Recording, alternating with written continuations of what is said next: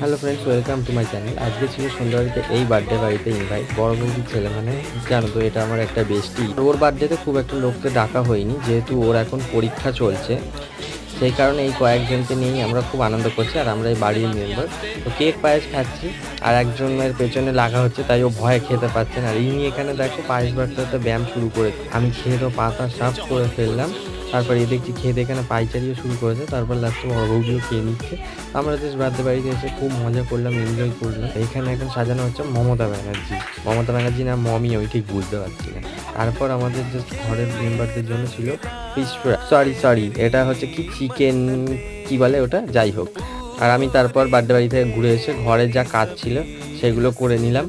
আর এমনিতেও ন্যাড়াপোড়া যে আমি করছি সকালে করে, তাই এখন আর কাজ করা হচ্ছে না, তাই ঘরের কাজ ছেড়ে এখন চলে গেলাম ন্যাড়াপোড়ার কাজ করতে।